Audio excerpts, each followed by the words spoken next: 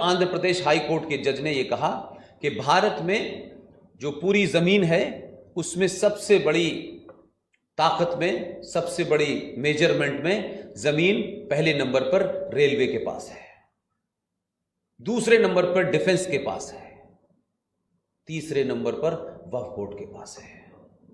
यह आंध्र प्रदेश के high court का जज कह रहा है, मैं नहीं कह रहा।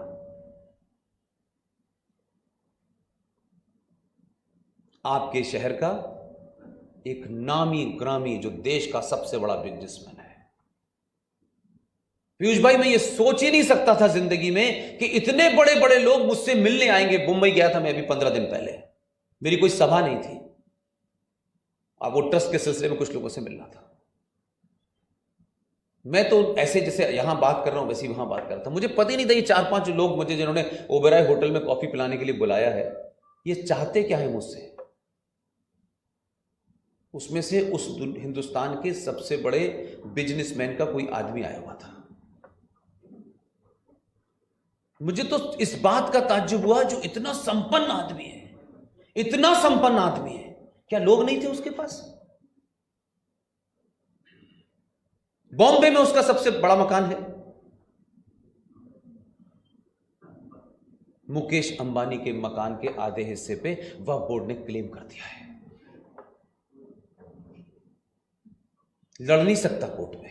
जो प्रधानमंत्री के कंधे पे हाथ रख के घूम सकता है, लेकिन कानून नहीं बदलवा पा रहा, क्योंकि वो इतना ताकतवर है।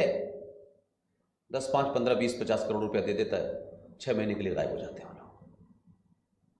बीमारी को समाप्त नहीं कर पा रहे, बीमारी को थोड़े दिन के लिए टल जाती है, एक्सटेंशन पे चली जाती है। मैं और आपकी क्या औकात है। ये बताया इस देश के किसी नेता ने भाई कि तुम ये जो 100 गज की जमीन, 500 गज की जमीन, 1000 गज की जमीन के लड़ रहे हो, ये जमीन तुम्हारे पास नहीं है। और 1995 से 2013 के बीच में जो समाज के तौर पे, समाज में जो हो रहा है, वो जमीन पे देखिए। हर चौराहे पे, हर सड़क के ऊपर, हर हाईवे के ऊपर, हर एक्सप्रेस, कहीं भी एक मस्जिद और कहीं भी कोई कुत्ता बाबा, कोई बुढ़ा बाबा, उसकी लेकिन मजार पैदा हो जाती है। मजार बनने के बाद आप हटा नहीं सकते, क्योंकि वक्फ बोर्ड वाला कहता है 144 नंबर वक्फ प्रॉपर्टी खत्म। उसने कह दिया, खत्म हो गई कहानी। इसलिए पुलिस नहीं तोड़ने दे रही आपको।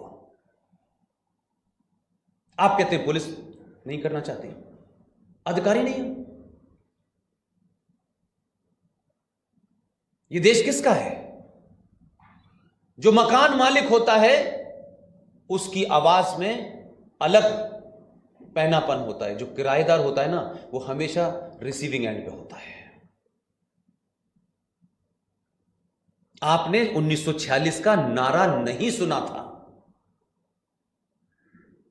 जब पूरे देश में नेशनल असेंबलीज के चुनाव हो रहे थे, 1585 सीटें थी, तब नारा आपने सुना ही नहीं। उनका ठीक है, पता नहीं कौन लगा रहा है, ठीक है, क्या फर्क पड़ता है, हो जाएगा, हम भूल गए। लेकिन वो नारा उस वक्त भी था। लेकिन उसके बाद का नारा मैंने अलीगढ़ यूनिवर्सिटी में 20 साल सुना है इन्हीं कानों से। तब शायद मेरे लिए अलीगढ़, हिंदुस्तान के अलावा मैं हिंदुस्तान को जानते ही नहीं था। अलीगढ़, अलीगढ़ मुस्लिम विश्वविद्यालय, अलीगढ़, नमाज, कुरान शरीफ, ये वो, रोजा नमाज, इस जिंदगी के अलावा मेरी जिंदगी नहीं थी। खेल कूद, बस मैं जानते नहीं था कि भारत क्या है। मैं तो उसी के अंदर ही अंदर रहता था। तब नारा लगता था, लड़ के लिया है पाकिस्तान, हंस हंस के लेंगे हिंदुस्तान। मैं आज भी उसको एनालिसिस करता हूं तो मैं कहता हूं उन्होंने अपना एजेंडा कभी नहीं बदला। वो अपने एजेंडे से 1 मिनट के लिए इधर से उधर नहीं हुए। लेकिन हम सेकुलर, समाजवाद, सुपर सेकुलर, सुपर राष्ट्रवाद, हम एक के बाद एक प्रयोग कर रहे हैं।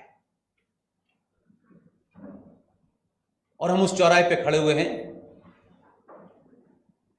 मांस रेप हो तो हम नहीं बोलते, बंगाल में रेप हो हम नहीं बोलते, मेवात में रेप हो तो हम नहीं बोलते, मलारकोटला में हो तो हम नहीं बोलते।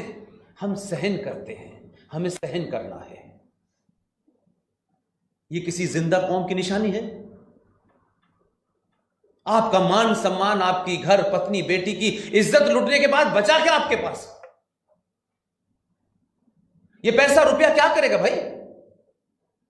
खाना अच्छा खाएंगे, बुरा खाएंगे, महंगा खाएंगे, थोड़ा खाएंगे, वो तो जानवर भी खाता है यार।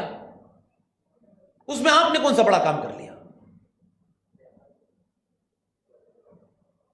इसलिए हम सुबह उठते हैं, चले आते हैं, आ जाते हैं। हमारे डिस्कोर्स बिल्कुल अलग है। हम सुनना नहीं चाहते, बताना नहीं चाहते, कहना नहीं चाहते, क्योंकि इससे कोई नाराज हो जाएगा। लेकिन यह बात मैं इसलिए कह रहा हूं कि कम से कम आज 2021 के भारत में